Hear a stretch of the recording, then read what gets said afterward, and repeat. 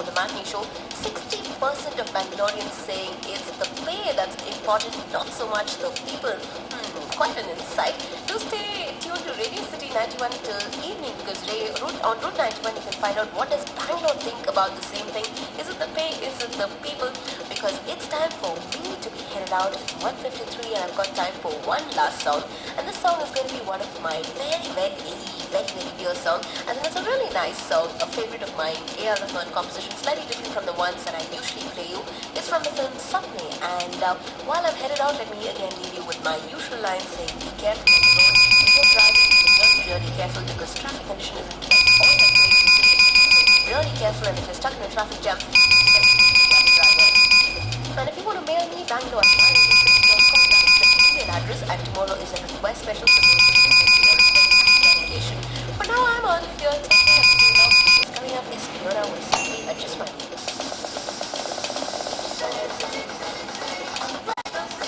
The Matinee Show with Sindhu with the Matinee Show.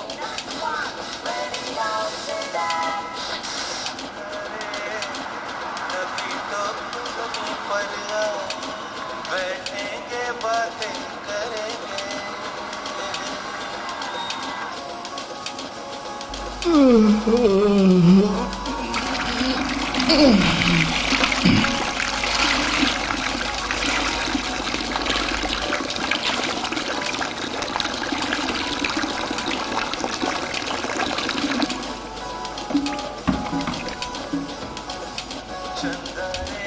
Chandare कभी तो समी पर बैठेंगे बातें करेंगे तुझको आते इधर लाज गाए घर छोड़ के आओ तो बादल गने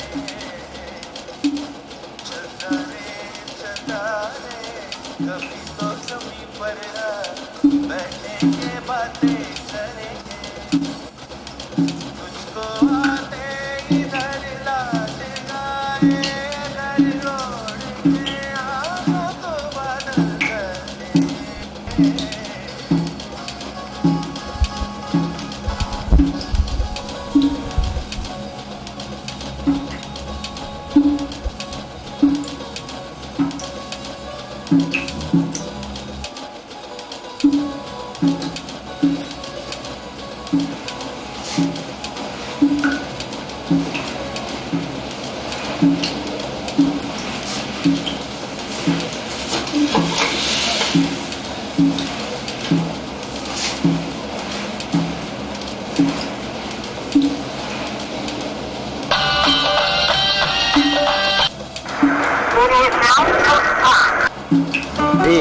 ಸಾಕು ಬಿಡ್ರಿ.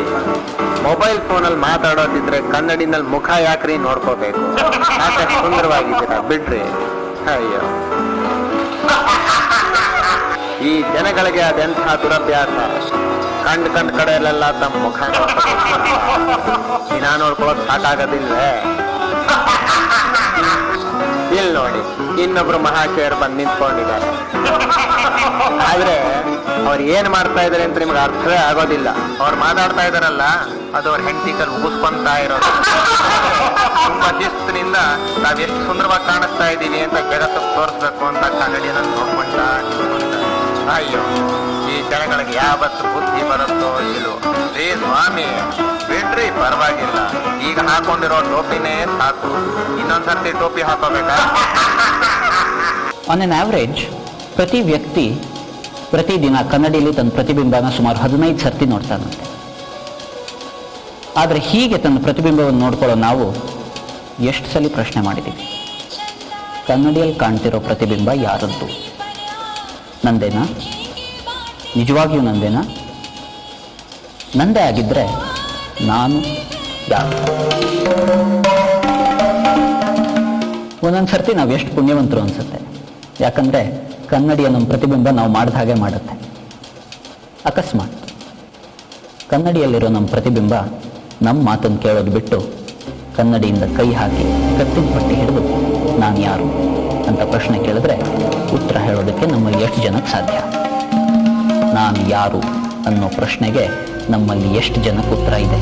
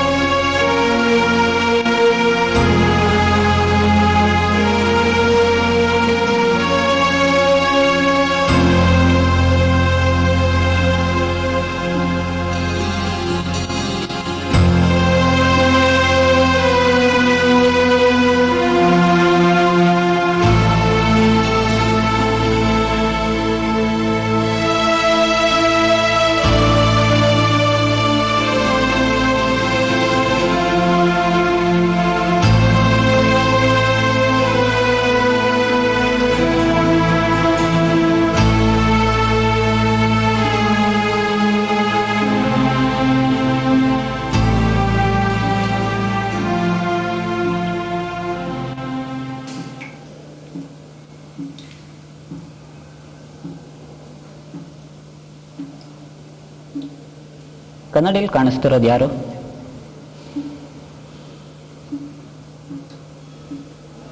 ಕನ್ನಡಿಲಿ ಕಾಣಿಸ್ತಿರೋದು ಯಾರು?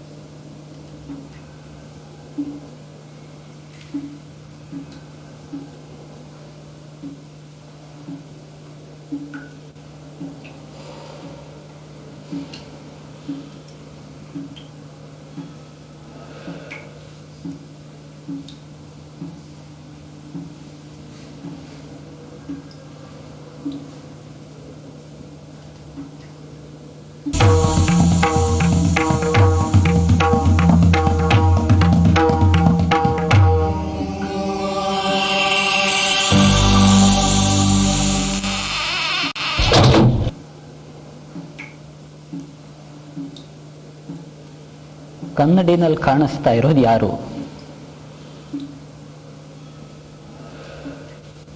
ನಾನು. ನಿಜವಾಗ್ಲು?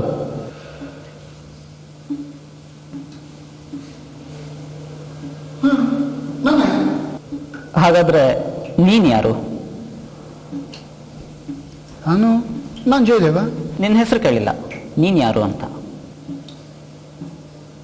ನಾನೊಬ್ಬ ಗಂಡಸು. ನಿನ್ ಲಿಂಗ ಯಾವುದು ಅಂತ ಕೇಳಲಿಲ್ಲ, ನೀನ್ ಯಾರು ಅಂತ ಕೇಳಿದ್ದು. ನಾನು ನಮ್ಮ ತಂದೆ ಬಂದು ಬೇರೆಯವ್ರ ಜೊತೆ ನಿನ್ ಸಂಬಂಧ ಏನು ಅಂತ ಕೇಳಲಿಲ್ಲ, ನೀನ್ ಯಾರು? ನಾನು ಕಾಲೇಜಿಗೆ ಹೋಗ್ತೀನಿ, ನನಗೆ ಜೀವನದಲ್ಲಿ ಏನೇನೋ ಸಾಧಿಸ್ಬೇಕು ಅಂತ ಆಸೆ. ನೀನ್ ಯಾರು? ನೀನು ಯಾರು? ನಾನೀಗೇನಾಗಿದ್ದೀನೋ ಅದು ನಾನು ಆಗ್ಬೇಕು ಅಂತ ನನಗೆ ಖಂಡಿತ ಇಷ್ಟ ಇರಲಿಲ್ಲ.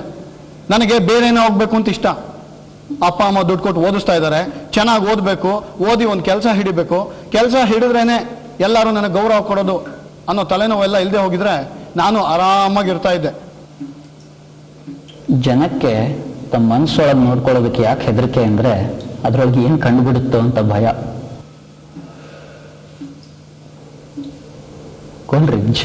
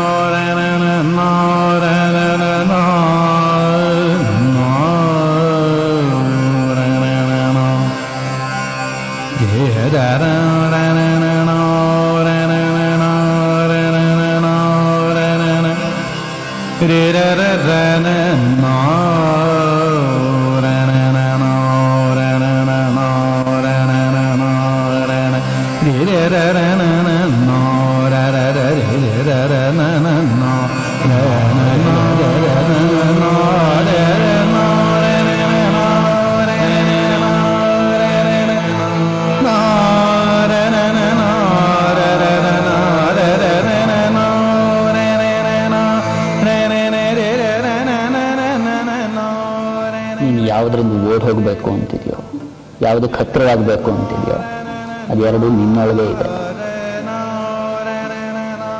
ಹೌದು, ಏನೀಗ? ನನ್ನ ಕೆಲಸ ಮಾಡೋಕೆ ಇಷ್ಟ ಇಲ್ಲ, ನಾನು ಸೋಂಬೇರಿ, ನಾನು ಸುಳ್ಳು ಹೇಳ್ತೀನಿ, ಅದಕ್ಕೇನೀಗ? ಇದನ್ನ ಯಾರು ಸಾಚಾತನ ಅಂತ ಕರೆಯೋದಿಲ್ಲ, ಇದನ್ನ ಭೋಳೆ ಸ್ವಭಾವ ಅಂತ ಕರೆಯೋದು.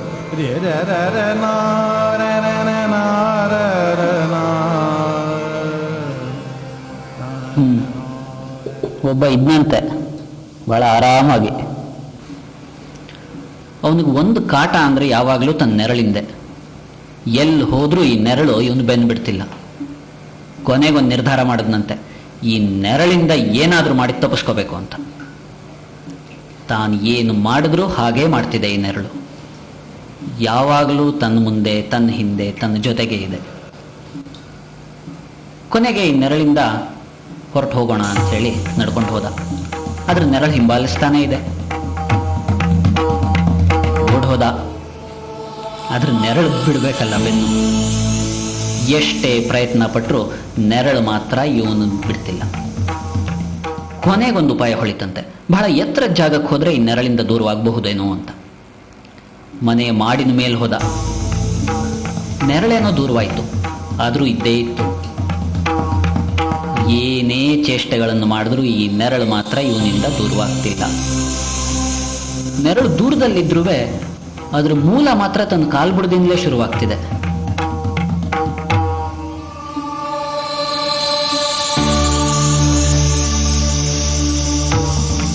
ನೆರಳು ಇವನು ಕೈ ಬಿಡೋದಿಲ್ಲ ಅಂತ ಹಠ ಮಾಡಿದ್ರೆ ಪಾಪ ಇವನು ಏನು ಮಾಡ್ತಾನೆ? ಕೊನೆಗಿರೋದೊಂದೇ ಉಪಾಯ, ಓಡೋದು.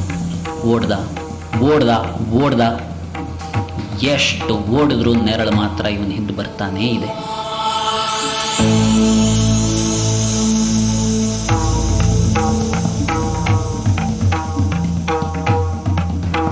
ಕೊನೆಗೆ ಸುಸ್ತಾಗಿ ಬಸ್ ಒಳೆದು ಬಿದ್ದ. ನಿಧಾನಕ್ಕೆ ಇವಾಗ ಗೊತ್ತಾಯ್ತಂತೆ ಇವನಿಗೆ, ನೀನು ನೆರಳಿಂದ ಎಷ್ಟೇ ದೂರ ಓಡಿ ಹೋದ್ರೂ ಅದು ಬಹಳ ಉದ್ದವಾಗುತ್ತೆ, ದೊಡ್ಡದಾಗುತ್ತೆ. ಅದರ ನೆರಳಿಂದ ಹತ್ತಿರ ಬಂದಷ್ಟು, ಅದನ್ನು ಒಪ್ಕೊಂಡಷ್ಟು ಅದು ನಿನ್ನೊಳಕ್ಕೆ ಸೇರ್ಕೊಂಡು ಬಿಡುತ್ತೆ ಅಂತ. ನಿನ್ನ ಏಳಿಗೆ ಸಂಪೂರ್ಣ ಜವಾಬ್ದಾರಿಗಳನ್ನು ನೀನೇ ವಹಿಸ್ಕೋಬೇಕು, ಇನ್ನೊಬ್ಬರ ಮೇಲೆ ದೂರಬೇಡ. ಯಾವಾಗ ನೀನು ನಿನ್ನ ಜವಾಬ್ದಾರಿಗಳನ್ನೆಲ್ಲ ಅರ್ಥ ಮಾಡ್ಕೋತೀಯೋ ಆವಾಗ ನಿನ್ನ ಸಂಪೂರ್ಣ ಅಂತಃಶಕ್ತಿ ಏನು ಅನ್ನೋದು ನಿನಗೆ ತಿಳಿಯುತ್ತೆ. ಸ್ವಾಮಿ ವಿವೇಕಾನಂದ ಹೇಳಿದ್ದನ್ನು.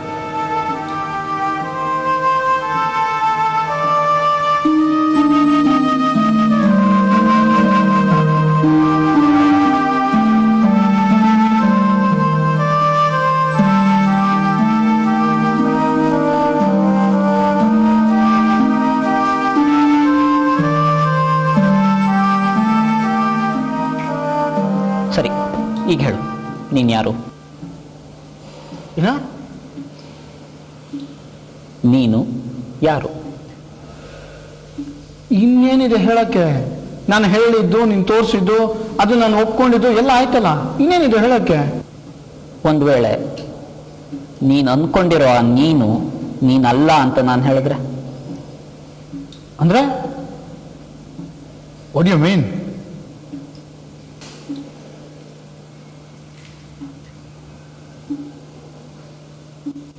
ನಾನು ಯಾರು ಅಂತ ಗೊತ್ತಿದ್ರೆ ನೀನೇ ಹೇಳು. ಈ ಕ್ಷಣದಲ್ಲಿ ತುಂಬ ಸುಲಭ ಅದು. ನಾನು ಕೇಳಿರೋ ಪ್ರಶ್ನೆಗೆ ಉತ್ತರ ಇಲ್ಲದೇನೆ ಕೋಪ ಮಾಡ್ಕೊಂಡಿರೋ ಶತಮೂರ್ಖ. ಆದ್ರೆ ನೀನ್ ಮೂರ್ಖ ಅಲ್ಲ, ಇದನ್ನ ನಾನು ಖಂಡಿತವಾಗಿ ಹೇಳಬಲ್ಲೆ. ಹಾಗಾದ್ರೆ ನಾನು ಯಾರು? ಸರಿ, ಒಂದು ಕಾಡಲ್ಲಿ ಒಂದು ಗರ್ಭಿಣಿ ಹುಲಿ ಬೇಟೆಗೆ ಅಂತ ಹೋಯ್ತಂತೆ. ಒಂದು ಕುರಿ ಮಂದೆ ಮೇಲೆ ನೆಗೀತಂತೆ. ಆದರೆ ಅದರ ದುರದೃಷ್ಟ, ಹೊಟ್ಟೆಗೆ ಏಟು ಬಿದ್ದು ಅದು ಸತ್ತೋಯ್ತು. ಒಂದು ಮರಿಗೆ ಜನ್ಮ ನೀಡ್ತು. ಅಲ್ಲಿದ್ದ ಕುರಿಗಳಿಗೆಲ್ಲ ಈ ಹುಲಿ ಮರಿ ಮೇಲೆ ಕರುಣೆ ಬಂದು ಅದನ್ನು ಸಾಕಕ್ಕೆ ಶುರು ಮಾಡಿದ್ವಂತೆ. ಈ ಮರಿ ಹುಲಿ ಕುರಿ ಮಂದೆಯಲ್ಲಿ ಇದ್ದು ಇದ್ದು ಒಂದು ಕುರಿನೇ ಆಗೋಯ್ತು.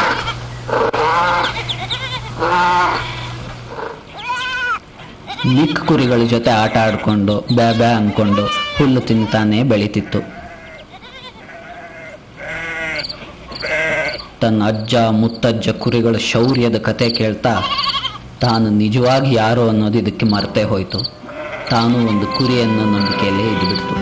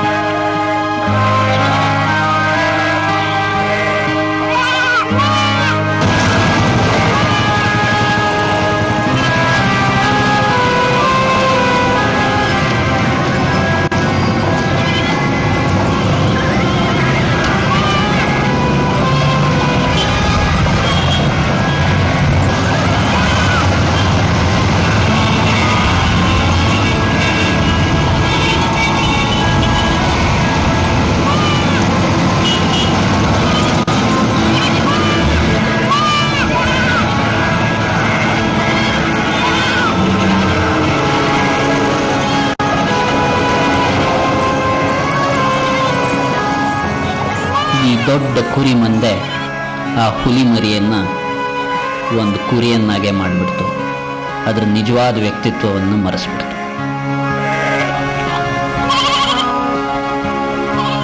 ಒಂದು ದಿನ ಇನ್ನೊಂದು ಹುಲಿ ಇದೇ ಕಾಡಲ್ಲಿ ಬೇಟೆ ಆಡೋದಕ್ಕೆ ಅಂತ ಬಂತು. ಈ ಕುರಿ ಮಂದೆಯಲ್ಲಿರೋ ಒಂದು ಹುಲಿಯನ್ನು ನೋಡಿ ಅದಕ್ಕೆ ಆಶ್ಚರ್ಯವಾಗೋಯ್ತು. ಈ ಕುರಿಗಳನ್ನೆಲ್ಲ ಬಿಟ್ಟು ಈ ಹುಲಿಯನ್ನೇ ಹಿಡ್ಕೊಂಡು ಈ ಕುರಿ ಹುಲಿ ಭಯದಿಂದ ಅಯ್ಯೋ ನನ್ನನ್ನು ಬಿಟ್ಬಿಡು, ದಯವಿಟ್ಟು ಬಿಟ್ಬಿಡು ಅಂತ ಕಿರ್ಚಾಡಕ್ ಶುರು ಮಾಡ್ತು. ಈ ಹುಲಿಗೆ ಆಶ್ಚರ್ಯ, ಒಂದು ಹುಲಿ ಕುರಿ ತರ ಕೂಗ್ತಿದ್ಯಲ್ಲ ಅಂತ.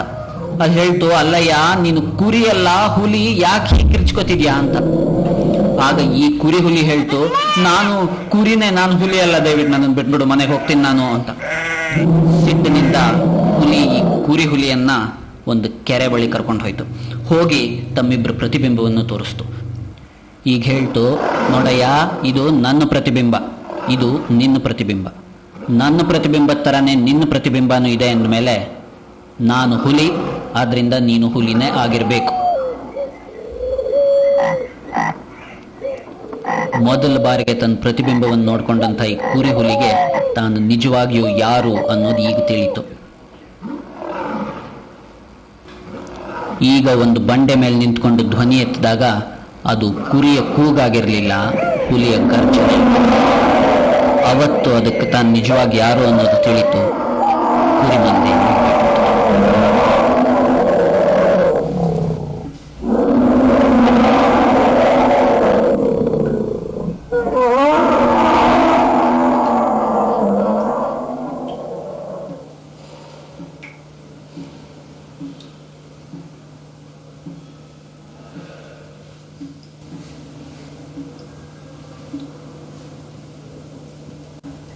ಹೀಗಾಗತ್ತಾ?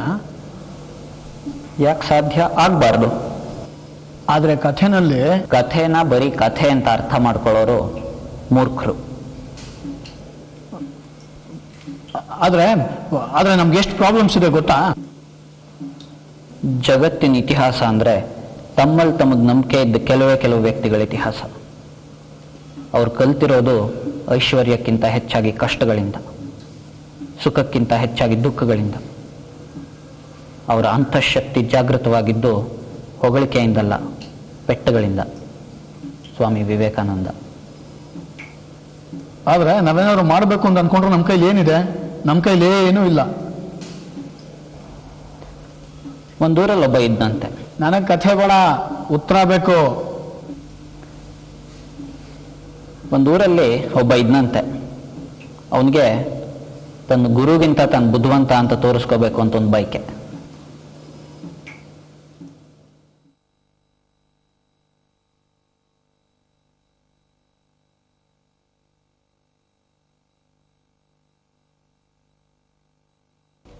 ಏಯ್, ಹಿಡ್ಕೊಳ್ಳೋ ಇದನ್ನ. ಏನಾಯ್ತಾ? ಹೇಳ್ತೀನಿರೋ, ಇದಕ್ಕೆ ಫಿಂಚ್ ಅಂತ ಹೆಸರು. ಬಚ್ಚಿ ಜಾತಿ. ಇದನ್ನ ಕಿಲ್ಲಿಕ್ ತಾನಿದ್ಯಾ? ಹೇಳ್ತೀರೋ.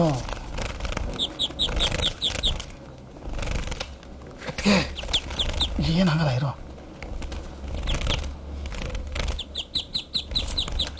ಈಗ ನೋಡು, ಇದು ನನ್ನ ಕೈಯಲ್ಲಿದೆ ಅಲ್ವಾ? ಇದು ಬದುಕಿದೆಯಾ ಸತ್ತಿದೆಯಾ? ಇದೀಗ ಬದುಕಿದೆ. ಅದ್ರ ಇನ್ನೊಂದು ಸ್ವಲ್ಪ ಹೊತ್ತು ಹಿಂಗೆ ಇಟ್ಕೊಂಡ್ರೆ ಪಾಪ ಸತ್ತೋಗ್ಬಿಡುತ್ತೆ. ಈಗ ನಾನು ಇದನ್ನೇನು ಮಾಡ್ತೀನಿ ಗೊತ್ತಾ? ಏನು ಮಾಡ್ತೀಯ? ಅಯ್ಯಪ್ಪನ ಹತ್ರ ತೊಗೊಂಡೋಗ್ತೀನಿ. ತೊಗೊಂಡೋಗಿ ಇದು ಬದುಕಿದೆಯಾ ಸತ್ತಿದೆಯಾ ಅಂತ ಕೇಳ್ತೀನಿ. ಅಯ್ಯಪ್ಪ ಏನಾದರೂ ಬದುಕಿದೆ ಅಂತ ಹೇಳಿದ್ರೆ ಹಾಗೆ ನಿಧಾನವಾಗಿ ಅದನ್ಬಿಡ್ತೀನಿ, ಸತ್ತೋಗುತ್ತೆ. ಸತ್ತಿದೆ ಅಂತ ಹೇಳಿದ್ರೆ ಹಾಗೆ ಕೈ ಬಿಟ್ಬಿಡ್ತೀನಿ, ಹಾರ್ಕೊಂಡು ಹೋಗ್ಬಿಡುತ್ತೆ. ಅವ್ರು ಏನು ಹೇಳಿದ್ರು ತಪ್ಪು. ಹೆಂಗೆ? ಏನಪ್ಪ?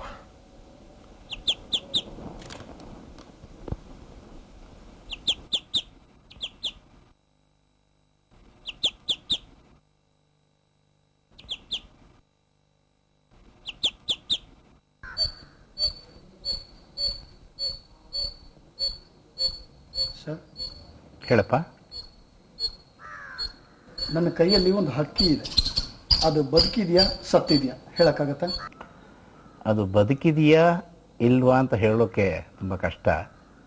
ಆದರೆ ಅದು ಬದುಕಬೇಕಾ ಬೇಡವಾ ಅನ್ನೋದು ನಿನ್ನ ಕೈಲಿದೆ.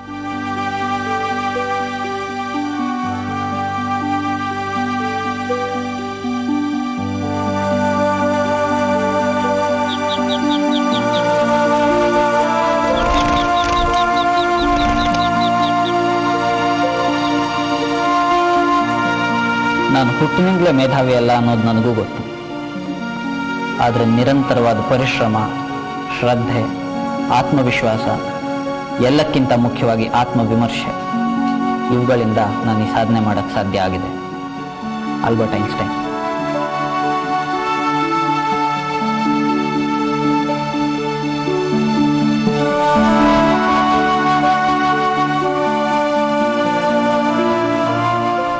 I can do it. Hey, ನಾನು ಸೀರಿಯಸ್ ಆಗಿ ಹೇಳ್ತಾ ಇದ್ದೀನಪ್ಪ, ನನ್ನಿಂದ ಸಾಧ್ಯ. ಒಬ್ಬ ಮಲಗಿದ್ದವನು ಮಧ್ಯರಾತ್ರಿಯಲ್ಲಿ ಕೊಂಡ್ಬಿಟ್ನಂತೆ.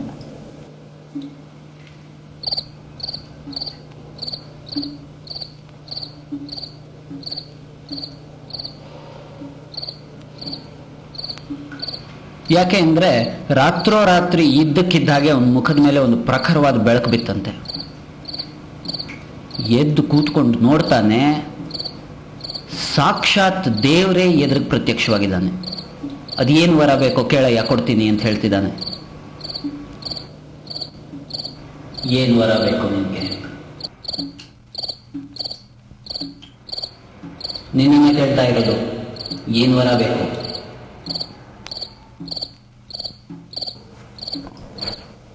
ಏನು ವರ ಕೇಳಿದ್ರು ಕೊಡ್ತೀಯಾ? ಕೇಳಿ ನೋಡು. ನನಗೆ ಮೊದಲು ಕಾಸು ಸಿಕ್ಬಿಡ್ಬೇಕು. ಆಮೇಲೆ ಚೆನ್ನಾಗಿ ಓದಿ ಪರೀಕ್ಷೆಯಲ್ಲಿ ಪಾಸ್ ಮಾಡಿ ನನಗೊಂದು ಒಳ್ಳೆ ಕೆಲಸ ಸಿಕ್ಬಿಡ್ಬೇಕು.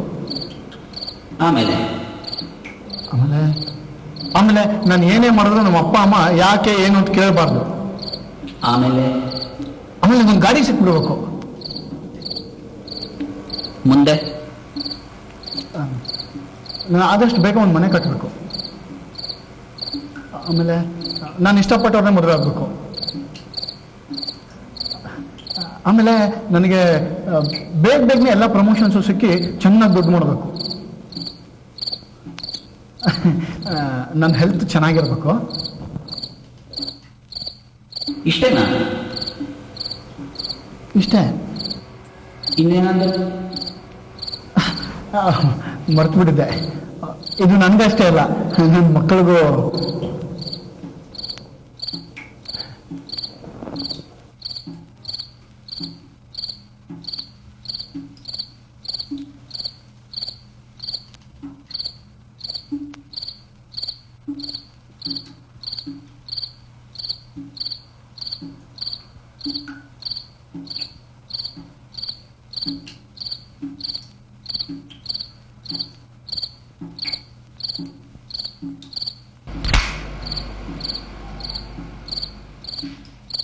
ತೆಗೆದು ನೋಡು.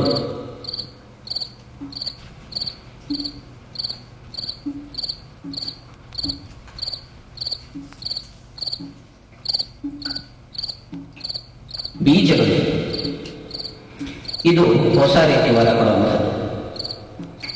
ಇಷ್ಟು ದಿನ ಯಾರಾದರೂ ವರ ಕೇಳಿದ್ರೆ ನಾವು ತಥಾಸ್ತು ಅಂತ ಹೇಳ್ತಾ ಇದ್ವಿ, ಅವ್ರಿಗೆ ಫಲ ಸಿಕ್ಬಿಡ್ತಿತ್ತು. ಆದರೆ ಈಗ ಫಲಗಳನ್ನು ವರವಾಗಿ ಕೊಡೋದಿಲ್ಲ, ಬೀಜಗಳನ್ನೇ ವರವಾಗಿ ಕೊಡ್ತೀವಿ. ಆ ಬೀಜಗಳನ್ನು ನೆಟ್ಟು ಎಷ್ಟು ಬೇಕೋ ಅಷ್ಟು ಫಲಗಳನ್ನು ಪಡ್ಕೋಬಹುದು. ನಿಜವಾಗ್ಲೂ? ಖಂಡಿತವಾಗಿ. ಎಷ್ಟು ಬೇಕಾದ್ರೂ ವರಗಳನ್ನು ಬೆಳ್ಕೋಬೋದಾ? ಯಾರ್ಯಾರ ಕೈಲಿ ಎಷ್ಟೆಷ್ಟು ಸಾಧ್ಯವೋ ಅಷ್ಟಷ್ಟು.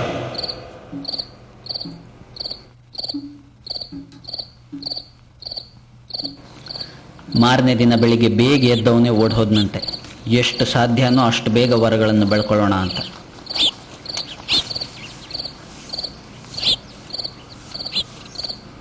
ಅಲ್ಲೊಂದು ಸಣ್ಣ ಜಾಗದಲ್ಲಿ ನೆಲವನ್ನು ಅಗೆದು ಬೀಜವನ್ನು ಬಿತ್ತಿದಂತೆ.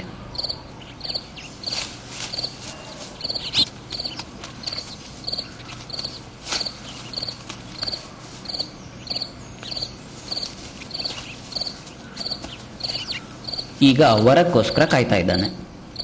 ಅರೆ, ಏನು ಆಶ್ಚರ್ಯ, ವರನೇ ಬೆಳೀತಿಲ್ಲ. ತಕ್ಷಣ ಆ ಬೀಜವನ್ನು ತೆಗೆದು ಮತ್ತೊಂದು ಜಾಗದಲ್ಲಿ ಗುಂಡಿಯನ್ನು ತೋಡಿ ಅಲ್ಲಿ ಬಿತ್ತಿದ್ನಂತೆ.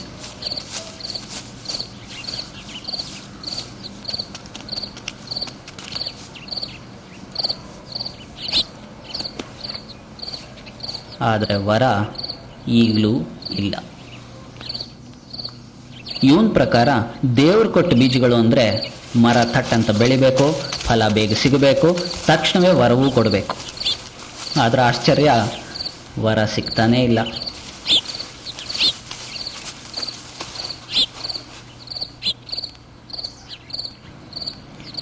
ಇವನಿಗೆ ತಾಳ್ಮೆ ಕೆಡ್ತಿದೆ, ಕೋಪ ಬರ್ತಿದೆ.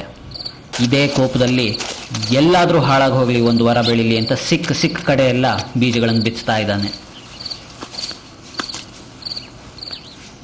ಎಷ್ಟು ಪ್ರಯತ್ನ ಪಟ್ಟರೂ ಒಂದೇ ಒಂದು ಮರವು ವರವನ್ನು ಕೊಡ್ತಿಲ್ಲ. ಆದರೆ ನಿಧಾನವಾಗಿ ಅವನಿಗೆ ಅರ್ಥ ಆಯಿತು, ಬೀಜದಿಂದ ಮರ ಬೆಳೆಯೋದು ಅಂದ್ರೇನು ಅಂತ. ಮೊದಲು ಬೀಜವನ್ನು ಸರಿಯಾದ ಮಣ್ಣಲ್ಲಿ ಬಿತ್ತಬೇಕು, ಪ್ರತಿದಿನ ಅದಕ್ಕೆ ನೀರು ಹಾಕಬೇಕು, ಅದಕ್ಕೆ ಬೇಕಾದ ಗೊಬ್ಬರ ಹಾಕಬೇಕು. ಅದು ಸಸಿಯಾಗಿದ್ದಾಗ ಹಸು ಮೇಯ್ದೇ ಇರೋ ಹಾಗೆ ಬೇಲಿ ಕಟ್ಟಬೇಕು, ಅದಕ್ಕೆ ರೋಗ ಬರದೇ ಇರೋ ಹಾಗೆ ಔಷಧಿ ಕೊಡಬೇಕು. ಅದು ಸ್ವಲ್ಪ ಬೆಳೆದು ಗಿಡವಾದಾಗ ಅದಕ್ಕೆ ಆಧಾರ ಕಟ್ಟಬೇಕು. ಇಷ್ಟೆಲ್ಲ ಆಗಿ ಮರ ಫಲಗಳನ್ನು ಕೊಟ್ಟಾಗ ಈ ಮರವನ್ನು ಹತ್ತೋದಕ್ಕೆ ಗೊತ್ತಿರಬೇಕು. ಬೇರೆಯವರು ಕಿತ್ಕೊಂಡು ಹೋಗೋದಕ್ಕಿಂತ ಮೊದಲು ನಾವೇ ಹತ್ತಿ ನಮ್ಮ ಫಲಗಳನ್ನು ಪಡ್ಕೋಬೇಕು.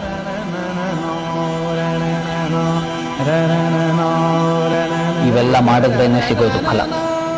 ಎಷ್ಟೋ ವರ್ಷ ಕಾದು ಕಷ್ಟಪಟ್ಟು ಬೆಳೆಸಿದ್ರೆ ಮಾತ್ರ.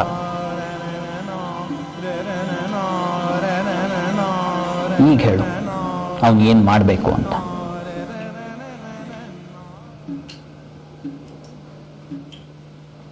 ಅವನು ಸುಮ್ಮನೆ ಇರಬೇಕು ಅಲ್ವಾ?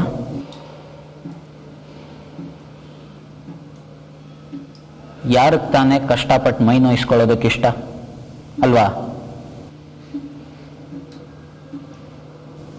ಸುಖಗಳೆಲ್ಲ ಸುಲಭವಾಗಿ ಕಷ್ಟಪಡದೆ ಬರುತ್ತೆ ಅಂದ್ರೆ ಎಲ್ರಿಗೂ ಇಷ್ಟ. ಆದ್ರೆ ಅದಕ್ಕಾಗಿ ಶ್ರಮ ಪಡಬೇಕು ಅಂದ್ರೆ ಯಾರಿಗೂ ಇಷ್ಟ ಇಲ್ಲ ಅಲ್ವಾ? ಆದ್ರೆ ಇದ್ದೇ ಇದೆಯಲ್ಲ ಕೊನೆಗೆ ದೂರೋದಕ್ಕೆ. ಆಹಾ ನನ್ನ ವಿಧಿಯೇ ಅಂತಲೋ, ನಾನು ಪಡ್ಕೊಂಡ್ಬಂದಿದ್ದೆ ಇಷ್ಟು ಅಂತಲೋ, ಅಥವಾ ಇನ್ನೊಬ್ರಿಗೆ ನನ್ ಮೋಸ ಆಯ್ತು ಅಂತಲೋ ಅಲ್ವಾ? ನೋಡು,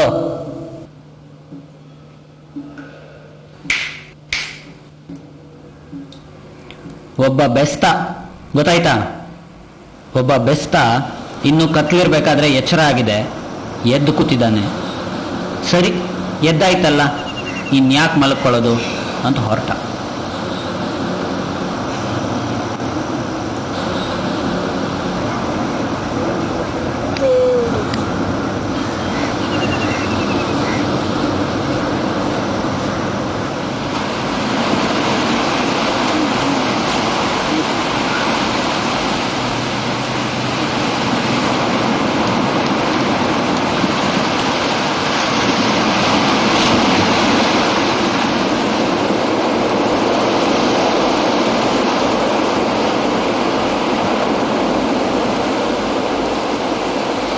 ಬೆಳಗಿನ ತನ್ನ ಕೆಲಸ ಎಲ್ಲ ಮುಗಿಸ್ಕೊಂಡು ವಾಪಸ್ ಬರ್ತಿರ್ಬೇಕಾದ್ರೆ ಒಂದು ಮೂಟೆ ಕಾಣಿಸ್ತು.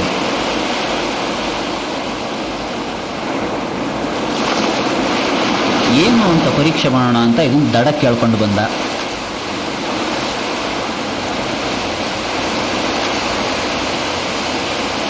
ಈಗ ಕೈ ಹಾಕಿ ನೋಡಿದ್ರೆ ಛೆ, ಕಲ್ಲುಗಳು.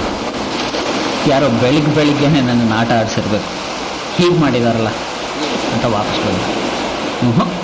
ಇಲ್ಲ, ಯಾರೋ ನನ್ನನ್ನು ದಡ್ಡನನ್ನಾಗಿ ಮಾಡಿದ್ದಾರೆ ಅಂದರೆ ನಾನು ಸುಮ್ಮನಿರ್ಬೇಕಾ?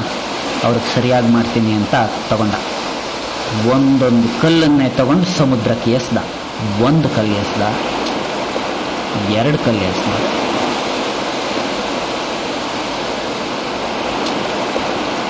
ನಿಂತ್ಕೊಂಡು ಎಸ್ದ,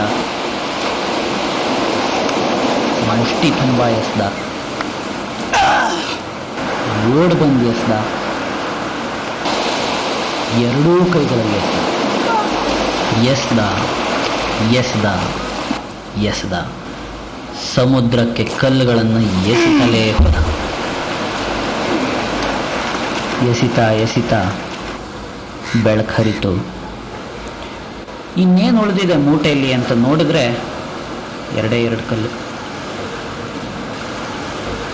ಸೂರ್ಯನ ಬೆಳಕಲ್ಲಿ ನೋಡಿದಾಗ ಗೊತ್ತಾಯಿತು, ಅವು ಬರೀ ಕಲ್ಲುಗಳಲ್ಲ, ಅತ್ಯಮೂಲ್ಯವಾದ ಹರಳುಗಳು.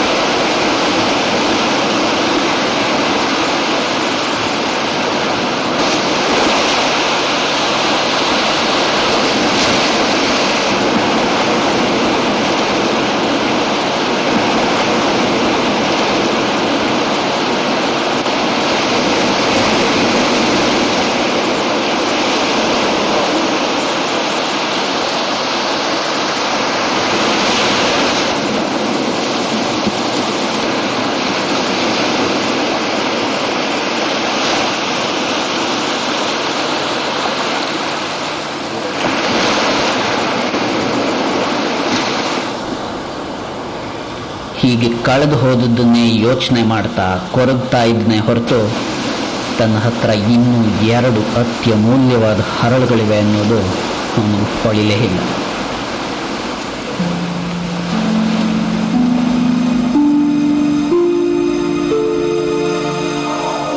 ಜೀವನಕ್ಕೆ ಒಂದು ನಿರ್ದಿಷ್ಟವಾದ ಗತಿ ಮತ್ತು ದಿಕ್ಕಿದೆ. ಬೆಳೆಯುವ, ಬದುಕುವ, ಅಭಿವ್ಯಕ್ತಿಸುವ ಹಂಬಲವಿದೆ. ಈ ಹಂಬಲವನ್ನು ಚಿವುಟಿದರೆ ಬಹುಶಃ ಅದು ಒಂದು ವಿಕಾರದ, ಅವನತಿಯ ಶಕ್ತಿಯಾಗಿ ಪರಿಣಮಿಸೋದು ಖಂಡಿತ. ವಿನಾಶಕಾರಿ ಬುದ್ಧಿಯ ಮೂಲವೇ ಅಪರಿಪೂರ್ಣ ಬದುಕು. Eric from. Destructiveness is an outcome of unlived life.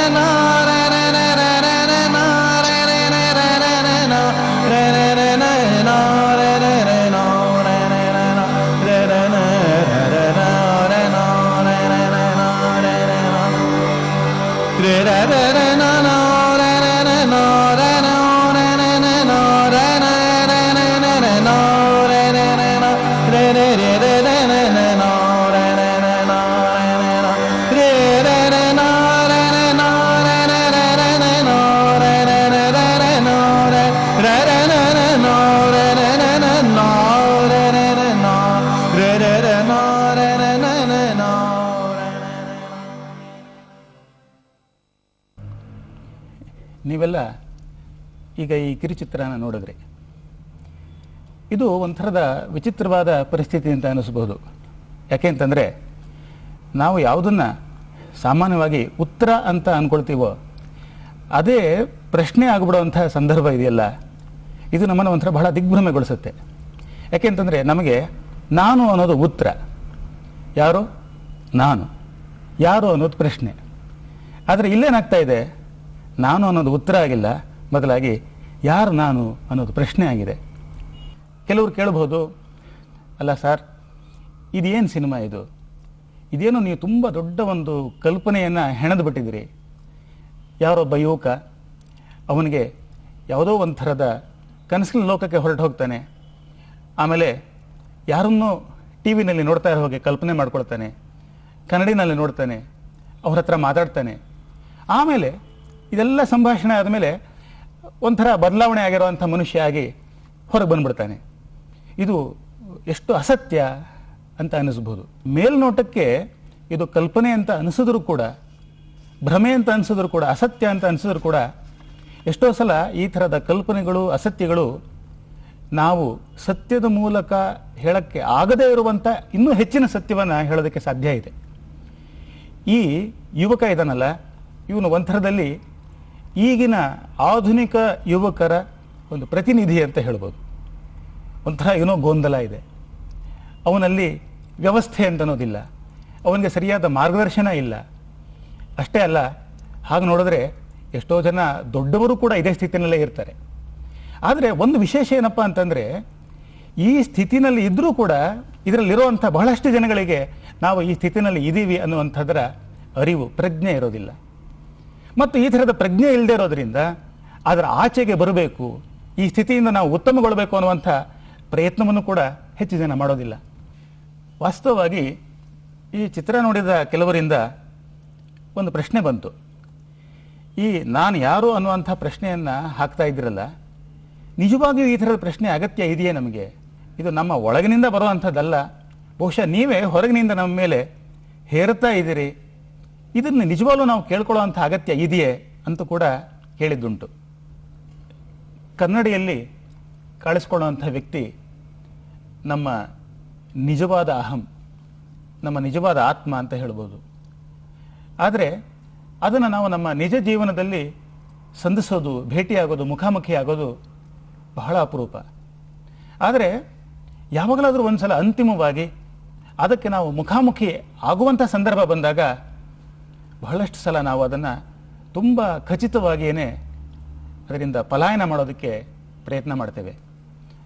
ಈ ಚಿತ್ರದಲ್ಲಿ ನೀವು ನೋಡಿದ್ರಿ, ಈ ನಿಜವಾದ ವ್ಯಕ್ತಿತ್ವ ಅನ್ನುವಂಥದ್ದು ಕನ್ನಡಿನಲ್ಲಿ ಕಾಣಿಸಿಕೊಂಡಾಗ ಆ ಯುವಕ ಅದಕ್ಕೆ ಗಮನ ಕೊಡೋದೇ ಇಲ್ಲ. ಒಂದು ಅದರ ಬಗ್ಗೆ ಅಸಡ್ಡಿಯಾಗಿರೋದಕ್ಕೆ ಪ್ರಯತ್ನ ಮಾಡ್ತಾನೆ. ಮತ್ತೆ ಆ ಬಿಂಬ ಅನ್ನುವಂಥದ್ದು ಅವನನ್ನು ಮತ್ತೆ ಮತ್ತೆ ಕೆಣಕಿದಾಗ, ತನ್ನ ನಿಜವಾದ ವ್ಯಕ್ತಿತ್ವ ಕಾಣಿಸಿಕೊಂಡಾಗ ಅದರಿಂದ ಓಡ್ ಹೋದಕ್ಕೆ ಪ್ರಯತ್ನ ಮಾಡ್ತಾನೆ. ಆದರೆ ಬೇರೆ ಏನೋ ದಾರಿನೇ ಕಾಣಿಸದೇ ಇರುವಾಗ ಆಗ ತುಂಬ ದಿಗ್ಭ್ರಾಂತನಾಗಿ ಕಾಣ್ತಾನೆ. ಆಮೇಲೆ ಕೊನೆಗೆ ಅದನ್ನು ಬಹಳ ಕಷ್ಟ ಆದರೂ ಕೂಡ ಒಪ್ಕೊಳ್ಳೋವಂಥ ಒಂದು ಸ್ಥಿತಿಗೆ ಬರ್ತಾನೆ. ನೋಡಿ, ಇಲ್ಲಿ ನಿಜವಾಗಿಯೂ ಕೂಡ ತನ್ನನ್ನು ತಾನು ಶೋಧಿಸಿಕೊಳ್ಳುವಂಥ ಒಂದು ಪ್ರಯಾಣ ಅಂತನ್ನೋದು ಪ್ರಾರಂಭ ಆಗತ್ತೆ. ಕೊನೆಯಲ್ಲಿ ನೋಡಿ, ಆ ಯುವಕ ಇದ್ದಾನಲ್ಲ, ಅವನು ಗಡಿಯಾರ ನಿಂತು ಹೋಗಿರುತ್ತೆ, ಅದನ್ನು ಸರಿಯಾದ ಸಮಯಕ್ಕೆ ಹೊಂದಿಸುವಂಥ ಪ್ರಯತ್ನವನ್ನು ಮಾಡ್ತಾನೆ. ಇದು ಅಂತ್ಯ ಅಲ್ಲ, ಇದು ಪ್ರಾರಂಭ. ಅವನ ಜೀವನದಲ್ಲಿ ಅತ್ಯಂತ ಅಗತ್ಯವಾಗಿದ್ದ ಎಚ್ಚರದ ಪ್ರಾರಂಭ ಇದು.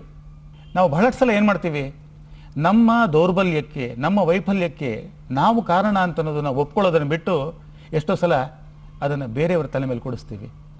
ನಮ್ಮ ವೈಫಲ್ಯಕ್ಕೆ, ನಮ್ಮ ದೋಷಗಳಿಗೆ ಬೇರೆಯವರನ್ನು ದೂರ್ತೀವಿ. ಸ್ವಾಮಿ ವಿವೇಕಾನಂದರು ಹೇಳ್ತಾರೆ, ಮನುಷ್ಯರು ಎಷ್ಟೋ ಸಲ ತಮ್ಮ ವೈಫಲ್ಯಕ್ಕೆ ಕಾರಣವನ್ನು ಇತರ ಮನುಷ್ಯರ ಮೇಲೆ ಹಾಕ್ತಾರೆ.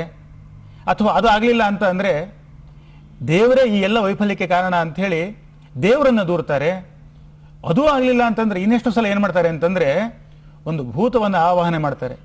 ಆ ಭೂತ ಯಾವುದು ಗೊತ್ತಾ? ಇನ್ಯಾವುದೂ ಅಲ್ಲ, ನಾವು ಯಾವುದನ್ನು ವಿಧಿ ಅಂತ ಕರಿತೇವೆಯೋ ಅದೇನೆ. ಆದರೆ ವಿವೇಕಾನಂದರು ಹೇಳ್ತಾರೆ, ಈ ವಿಧಿ ಅನ್ನೋದೇನು? ನಿಜವಾಗ್ಲೂ ಕೂಡ ವಿಧಿ ಅನ್ನುವಂಥದ್ದು ಏನು ಇಲ್ಲವೇ ಇಲ್ಲ. ನಾವು ಯಾವುದನ್ನು ಬಿತ್ತುತ್ತೇವೆಯೋ ಅದನ್ನೇ ನಾವು ಬೆಳಿತೇವೆ, ಅದನ್ನೇ ನಾವು ತಿಂತೇವೆ. ಸ್ವಾಮಿ ವಿವೇಕಾನಂದರ ಈ ಮಾತನ್ನು ನಾವೆಲ್ಲ ಮನಗಾಣಬೇಕಾದ ಅಗತ್ಯ ಇದೆ. ಯಾಕೆಂತಂದರೆ ಈ ಪ್ರಪಂಚದಲ್ಲಿ ಏನೇನಿದೆಯೋ ಅದೆಲ್ಲವೂ ಕೂಡ ಬೀಜ ಸ್ವರೂಪದ್ದೇ. ಆ ಬೀಜವನ್ನು ನಾವು ಸರಿಯಾಗಿ ಬಿತ್ತಿ ಅದರಿಂದ ಎಂಥ ಬೆಳೆಯನ್ನು ತೆಗಿತೇವೆ ಅಂತ ಅನ್ನೋದರ ಜವಾಬ್ದಾರಿ ನಮ್ಮ ಮೇಲೆಯೇ ಇರುತ್ತೆ. ಈಗ ಇಲ್ಲಿ ಇನ್ನೊಂದು ಪ್ರಶ್ನೆ ಬರಬಹುದು, ನಾವು ಇದನ್ನು ಅರ್ಥ ಮಾಡ್ಕೊಂಡ್ವಿ ಅಂತ ಇಟ್ಕೊಳ್ಳೋಣ. ಈಗ ಇದನ್ನು ನಮ್ಮ ಜೀವನದಲ್ಲಿ ವಾಸ್ತವಗೊಳಿಸಬೇಕಾದ್ರೆ ನಾವು ಯಾವ್ಯಾವ ಹಂತಗಳನ್ನು ಕೈಗೊಳ್ಳಬೇಕು? ಅಥವಾ ಇನ್ನೊಂದು ಥರದಲ್ಲಿ ಹೇಳೋದಾದರೆ, ನಮ್ಮನ್ನು ನಾವು ಉತ್ತಮಪಡಿಸ್ಕೊಳ್ಳೋದು ಹೇಗೆ? ನಮ್ಮ ಮಾನುಷ ವ್ಯಕ್ತಿತ್ವಕ್ಕೆ ಬೇರೆ ಬೇರೆ ಆಯಾಮಗಳು ಇದೆ ಅಂತ ಅನ್ನೋದನ್ನು ಒಪ್ಕೊಳ್ಬೇಕು. ಅದಕ್ಕೆ ಭೌತಿಕವಾದ ಆಯಾಮ ಇದೆ, ಮಾನಸಿಕವಾದ ಆಯಾಮ ಇದೆ, ಬೌದ್ಧಿಕವಾದ ಆಯಾಮ ಇದೆ, ನೈತಿಕ ಆಯಾಮ ಇದೆ, ಮತ್ತು ಅಷ್ಟೇ ಅಲ್ಲ, ಅದಕ್ಕೆ ಆಧ್ಯಾತ್ಮಿಕವಾದ ಆಯಾಮ ಕೂಡ ಇದೆ. ನಾವು ಈ ಎಲ್ಲ ಆಯಾಮಗಳಲ್ಲಿ ನಮ್ಮ ಬೆಳವಣಿಗೆಯನ್ನು ಕಂಡುಕೊಳ್ಳೋದು ಬಹಳ ಮುಖ್ಯ. ಈಗ ಈ ಎಲ್ಲ ಆಯಾಮಗಳ ದೆಸೆಯಲ್ಲಿ ನಮ್ಮನ್ನು ನಾವು ಬೆಳೆಸಿಕೊಳ್ಳೋದು ಹೇಗೆ? ಈ ಪ್ರಶ್ನೆ ಬಂದಾಗ ನಾವು ಗಮನಿಸಬೇಕಾಗಿರುವಂಥ ಮೊದಲ ಅಗತ್ಯ ಅಂತಂದರೆ ಏಕಾಗ್ರತೆ ಅಂತನ್ನೋದು. ಸ್ವಾಮಿ ವಿವೇಕಾನಂದರು ಹೇಳ್ತಾರೆ, ಏಕಾಗ್ರತೆಯ ಶಕ್ತಿಗೆ ಅನುಗುಣವಾಗಿ ಜ್ಞಾನ ಸಂಪಾದನೆ ಅಂತ. ಎಲ್ಲ ಅದ್ಭುತವಾದ ಸಾಧನೆಗಳ ಹಿಂದೆಯೂ ಕೂಡ ಈ ಏಕಾಗ್ರತೆ ಇರುತ್ತೆ. ಅದು ಮನುಷ್ಯನ ಯಾವುದೇ ಚಟುವಟಿಕೆ ಆಗಿರಬಹುದು, ಏಕಾಗ್ರತೆ ಹೆಚ್ಚಾದಷ್ಟು ಆತ ಮಾಡುವಂತಹ ಸಾಧನೆಯೂ ಕೂಡ ತುಂಬ ದೊಡ್ಡದಾಗತ್ತೆ.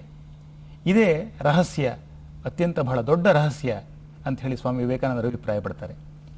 ಈ ಪ್ರಯತ್ನದಲ್ಲಿ ತೊಡಗಿರುವಾಗ ಇಲ್ಲೇ ನಾವು ಇನ್ನೊಂದು ಪ್ರಶ್ನೆಯನ್ನು ಕೇಳ್ಕೊಳ್ಬೇಕಾದ ಅಗತ್ಯ ಕೂಡ ಇದೆ. ಅದೇನು ಅಂತಂದರೆ, ನಾವು ನಮ್ಮ ಇಂದ್ರಿಯಗಳ ಮೂಲಕ, ಮನಸ್ಸುಗಳ ಮೂಲಕ ಯಾವುದನ್ನು ಗ್ರಹಿಸ್ತಾ ಇರ್ತೇವೆಯೋ ಇದು ಎಷ್ಟರ ಮಟ್ಟಿಗೆ ವಾಸ್ತವ ಅಥವಾ ಎಷ್ಟರ ಮಟ್ಟಿಗೆ ತೋರಿಕೆ. ಈ ವಾಸ್ತವವನ್ನು, ತೋರಿಕೆಯನ್ನು ವಿವೇಕದಿಂದ ಬೇರ್ಪಡಿಸುವಂಥದ್ದು ಕೂಡ ಬಹಳ ಅಗತ್ಯವಾಗಿದೆ. ಯಾಕೆಂತಂದರೆ ನಮ್ಮ ಮನಸ್ಸಾಗಲಿ ನಮ್ಮ ಇಂದ್ರಿಯಗಳಾಗಲಿ ಯಾವುದನ್ನು ನಾವು ಅತ್ಯಂತ ಪ್ರಿಯ ಅಂತ ಭಾವಿಸ್ತೇವೆಯೋ ಅದನ್ನು ವಾಸ್ತವ ಅಂತ ಅನ್ನೋ ಹಾಗೆ ಮಾಡಿ, ವಾಸ್ತವ ಎಷ್ಟೋ ಸಲ ನಮಗೆ ಅಪ್ರಿಯವಾಗಿದ್ದಾಗ ಅದನ್ನು ನಾವು ಬಿಟ್ಬಿಡೋ ಹಾಗೆ, ಅದನ್ನು ನಾವು ದೂರ ಮಾಡುವಂಥ ಪರಿಸ್ಥಿತಿಗೆ ನಮ್ಮನ್ನು ತಳ್ಳೋದುಂಟು. ನಾವು ಇದಕ್ಕೆ ಇತ್ಯಾತ್ಮಕವಾಗಿರುವಂಥ ಉತ್ತರವನ್ನು ಕಂಡುಕೊಳ್ಬೇಕು. ಹೀಗೆ ಆಗಬೇಕಾದ್ರೆ ನಮ್ಮ ಮನಸ್ಸಿಗೆ ಸರಿ ತಪ್ಪುಗಳನ್ನು ವಿಂಗಡಿಸೋದನ್ನು, ಯಾವುದು ಕ್ಷಣಿಕವಾದದ್ದು ಯಾವುದು ಶಾಶ್ವತವಾದದ್ದು ಇವುಗಳ ನಡುವೆ ವ್ಯತ್ಯಾಸವನ್ನು ಕಂಡುಕೊಳ್ಳೋದನ್ನು, ಯಾವುದು ಈ ಕ್ಷಣಕ್ಕೆ ಸಂತೋಷವನ್ನು ಕೊಡುವಂಥದ್ದು, ಈ ಕ್ಷಣಕ್ಕೆ ನಮಗೆ ಅನುಕೂಲ ತಂದುಕೊಡೋದು, ಆದರೆ ಯಾವುದನ್ನು ಅಭ್ಯಾಸ ಮಾಡೋದರಿಂದ ನಮಗೆ ನಿರಂತರದಲ್ಲಿ ಆಮೇಲೆ ನಿಜವಾಗಿಯೂ ಕೂಡ ನಮ್ಮತನವನ್ನು ಅರ್ಥ ಮಾಡಿಕೊಳ್ಳುವಂಥ ಅಥವಾ ನಮ್ಮ ನಿಜವಾದ ಸ್ವರೂಪವನ್ನು ಅರ್ಥ ಮಾಡಿಕೊಳ್ಳುವಂಥ ಸ್ಥಿತಿಯನ್ನು ತಂದುಕೊಳ್ಳೋದು, ಇದರ ಬಗ್ಗೆ ನಾವು ಸದಾ ಕಾಲವೂ ಕೂಡ ಯೋಚನೆ ಮಾಡ್ತಲೇ ಇರಬೇಕಾಗತ್ತೆ. ಹಾಗೆ ಮಾಡೋದ್ರ ಮೂಲಕ ನಾವು ಕೊನೆಯದಾಗಿ ಶಕ್ತಿಯನ್ನು, ಸಾಮರ್ಥ್ಯವನ್ನು, ಅಷ್ಟೇ ಅಲ್ಲ ಎಲ್ಲ ರೀತಿಯಲ್ಲೂ ಕೂಡ ಅಭಿವೃದ್ಧಿಯನ್ನು ಸಾಧಿಸುವಂತಹ ಸಾಮರ್ಥ್ಯವನ್ನು ಕೂಡ ಪಡೆದುಕೊಳ್ಳೋದಕ್ಕೆ ಸಾಧ್ಯ ಇದೆ. ನಮ್ಮ ಸಂಕುಚಿತವಾದ ಅಹಂ ಅಂತ ಅನ್ನೋದರಿಂದ ಬಿಡಿಸಿಕೊಂಡು ನಮ್ಮ ವ್ಯಕ್ತಿತ್ವ ನಿಜವಾಗಿ ವಿಕಾಸ ಆಗಬೇಕಾದ್ರೆ ನಾವು ಅನುಸರಿಸಬೇಕಾದ ಮಾರ್ಗ ಯಾವುದು? ಈ ಪ್ರಶ್ನೆ ಹಾಕೊಂಡಾಗ ಪ್ರಖ್ಯಾತ ವಿಜ್ಞಾನಿ ಆಲ್ಬರ್ಟ್ ಐನ್ಸ್ಟೀನನ ಒಂದು ಮಾತನ್ನು ನಾವಿಲ್ಲಿ ನೆನಪಿಗೆ ತಂದುಕೊಳ್ಬಹುದು. ಐನ್ಸ್ಟೀನ್ ಹೇಳ್ತಾನೆ, ಮನುಷ್ಯ ನಾವು ಯಾವುದನ್ನು ವಿಶ್ವ ಅಂತ ಕರೀತೇವೆಯೋ ಆ ಪೂರ್ಣದ ಒಂದು ಭಾಗ ಕಾಲ ದೇಶಗಳಿಂದ ಮಿತಗೊಂಡ ಒಂದು ಭಾಗ ಅಂತ. ಈ ಅಪೂರ್ಣವಾದ ಭಾಗ ಇದೆಯಲ್ಲ, ಇದು ಒಂದು ಬಗೆಯ ದೃಷ್ಟಿಭ್ರಮೆ. ಈ ಭ್ರಮೆ ಒಂದು ರೀತಿಯಲ್ಲಿ ನಮಗೆ ಸೆರೆಮನೆ ಇದ್ದ ಹಾಗೆ. ಇದು ನಮ್ಮನ್ನು ಕೆಲವು ವೈಯಕ್ತಿಕ ಆಸೆಗಳಿಗೆ ಮಿತಗೊಳಿಸುತ್ತೆ, ನಮ್ಮ ಹತ್ತಿರದ ಕೆಲವು ವ್ಯಕ್ತಿಗಳ ಪ್ರೀತಿ ವಿಶ್ವಾಸಗಳಿಗೆ ನಮ್ಮನ್ನು ಮಿತಗೊಳಿಸುತ್ತೆ. ಆದರೆ ಎಲ್ಲ ಜೀವಿಗಳನ್ನು, ಇಡೀ ವಿಶ್ವವನ್ನು ವ್ಯಾಪಿಸುವ ಹಾಗೆ ನಾವು ನಮ್ಮ ಕರುಣೆಯ ವರ್ತುಲವನ್ನು ವಿಶಾಲಗೊಳಿಸಿಕೊಳ್ಳೋದ್ರ ಮೂಲಕ ಈ ಸೆರೆಮನೆಯಿಂದ ಬಿಡುಗಡೆಯನ್ನು ಪಡೆಯಬಹುದು. ಇದೇ ನಮ್ಮ ನಿಜವಾದ ಗುರಿಯಾಗಬೇಕು. ನೋಡಿ, ಇದು ಐನ್ಸ್ಟೈನ್ ಮನುಷ್ಯನ ಆಂತರಿಕವಾದ ವಿಕಾಸದ ಬಗ್ಗೆ ಹೇಳಿರುವಂಥ ಮಾತು. ಇದು ಸಾಧ್ಯ ಆಗಬೇಕಾದರೆ ಸ್ವಾರ್ಥದಿಂದ ನಿಸ್ವಾರ್ಥದ ಕಡೆಗೆ ನಾವು ಬೆಳೆಯೋದಕ್ಕೆ ಸಾಧ್ಯ ಆಗಬೇಕು. ಇದಕ್ಕೆ ಒಂದು ಉತ್ತಮವಾದ ಮಾರ್ಗ ಅಂತಂದರೆ ಇತರರ ಸೇವೆಯನ್ನು ಮಾಡುವಂಥದ್ದು.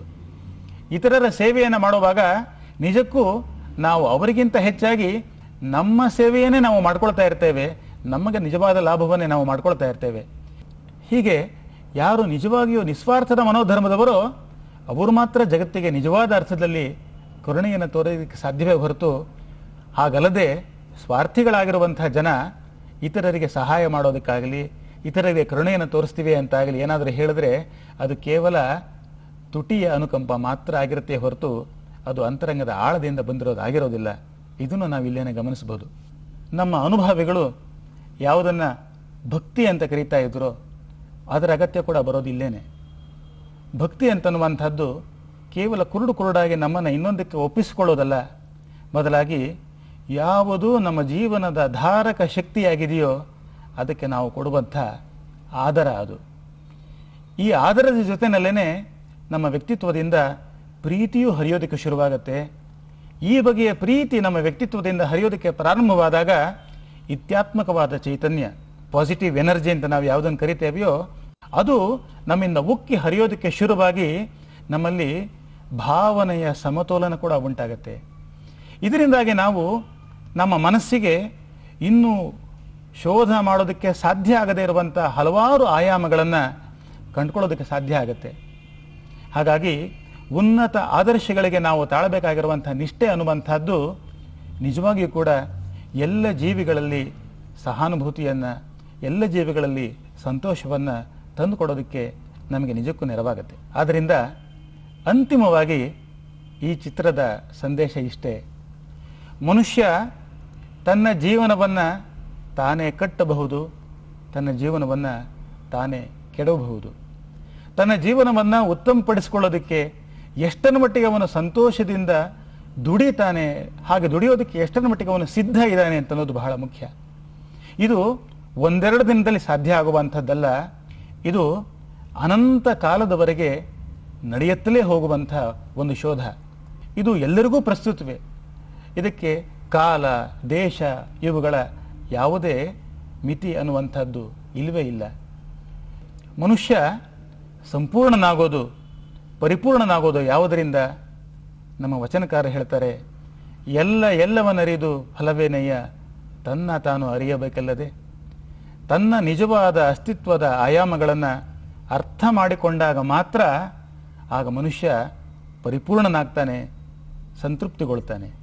ಈ ಚಿತ್ರವನ್ನು ನೋಡಿದ್ರಿಂದ ನಿಮಗಾದರೂ ಕೂಡ ಹೀಗೆ ಅನಿಸಿದ್ರೆ ಅದು ಸರಿತಾನೆ?